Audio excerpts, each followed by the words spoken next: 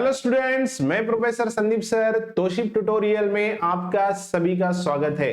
दोस्तों, आज के लेक्चर के अंदर हम देखेंगे numericals based on law of machine. And ये जो टॉपिक है वो एग्जाम पॉइंट ऑफ व्यू बहुत ही इंपॉर्टेंट है। सबसे पहले हमें लॉ ऑफ मशीन पता होना चाहिए, उसके अंदर के पैरामीटर्स पता होने चाहिए एंड उसको अप्लाई कैसे करना है। दो तरीके से क्वेश्चन आता है, एक होता है लॉ ऑफ मशीन आपको दिया रहेगा एंड दूसरा आपको डेटा दिया रहेगा लॉ ऑफ मशीन को, यानी कि इक्वेशन को हमें जनरेट करना है। ठीक है, अल्टरनेट ईयर्स में इसके ऊपर उल्टा क्वेश्चन पूछा जाता है, यानी कि कभी लॉ ऑफ मशीन दिया रहेगा, कुछ पैरामीटर्स फाइंड करने, या फिर पैरामीटर्स दिएंगे, लॉ ऑफ मशीन को फाइंड करना है। ठीक है, सो देखते हैं एग्जैक्टली क्वेश्चन क्या है। A machine in a machine a load of 500 newton. देखो लोड कितना दिया है हमें, 500 न्यूटन लोड दिया है। सर लोड का मतलब क्या होता है, लोड को हम कैसे डिनोट करते हैं, 500 Newton that is W, correct है। यानी कि 500 न्यूटन लोड को हमें क्या करना है, उठाना है। 500 न्यूटन लोड को लिफ्ट करने के लिए कितना एफर्ट लग रहा है, 50 न्यूटन। चलो पहला डेटा हमें मिल गया सर, अगर लोड 500 न्यूटन है तो एफर्ट लगता है 50 न्यूटन का। Very good, okay. Now one more point you have to remember, अगर आपको लोड को किलो न्यूटन में दिया है एंड एफर्ट को न्यूटन में दिया है तो आपको उसको कन्वर्ट करना है। क्लियर, यानी कि 1 kilo newton is equals to 1000 newton होगा, तो एफर्ट जो भी न्यूटन में दिया है वैसे का वैसा रहेगा। याद रखना है कि लोड एंड एफर्ट दोनों एक ही यूनिट में होने चाहिए। Perfect, okay. तो यहां पे ऐसा कुछ है नहीं, ये न्यूटन है, ये भी न्यूटन है। Another load of 750 Newton was lifted by an effort of 60 Newton. मतलब और एक लोड है जो 750 न्यूटन का है, उसको लिफ्ट करने के लिए एफर्ट लगता है 60 न्यूटन का। ऑब्टेन लॉ ऑफ मशीन, क्या है, obtain law of machine. Law of machine को हमें ऑब्टेन करना है बाय यूजिंग दिस डेटा। ठीक है, तो पहले सर हमें लॉ ऑफ मशीन क्या होता है वो पता होना चाहिए। अब देखो यहाँ पे what you have to remember, हमें यहाँ पे टू फाइंड क्या है, law of machine.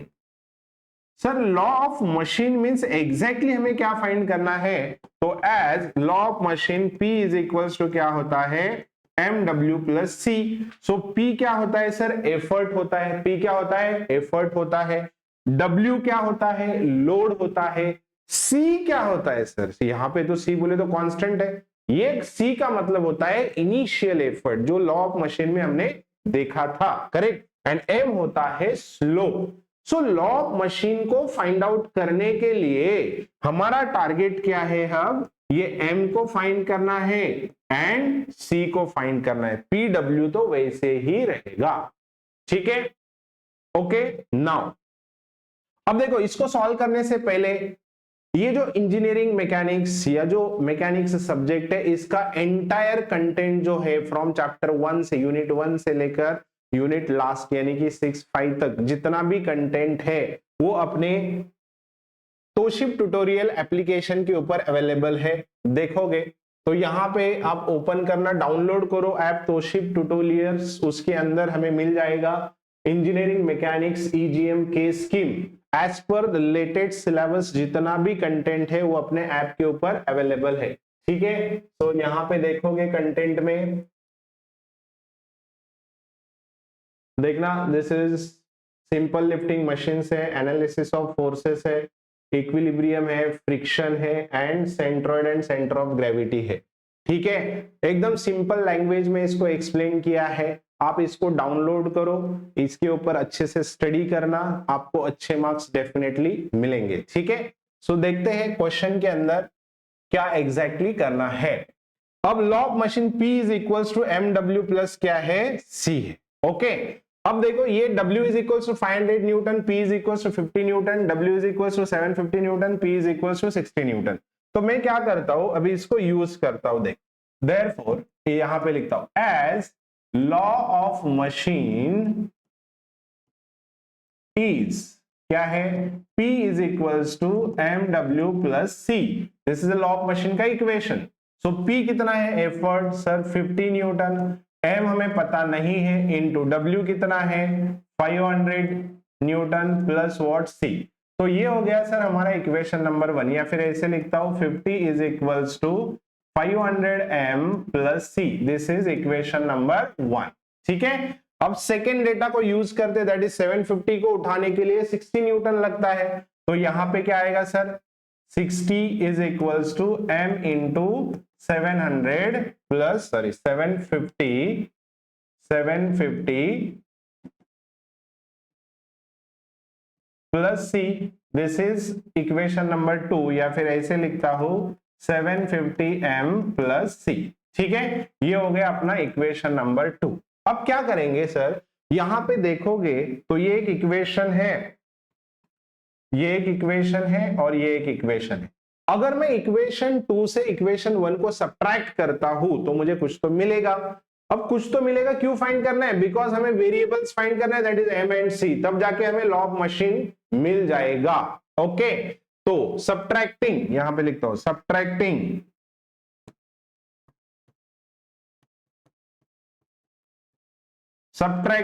Equation 1 from 2। Second से 1 को क्या करना है, सब्ट्रैक्ट करना है। तो कैसे आएगा, देखो सेकेंड इक्वेशन को पहले लिखता हूं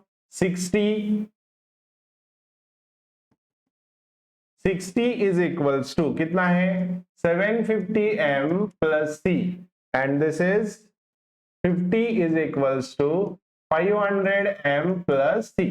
अब इसको क्या करना है सर, हमें माइनस करना है सर, माइनस करना है मींस कैसा होगा, यहां पे माइनस, यहां पे माइनस, यहां पे माइनस, बराबर है।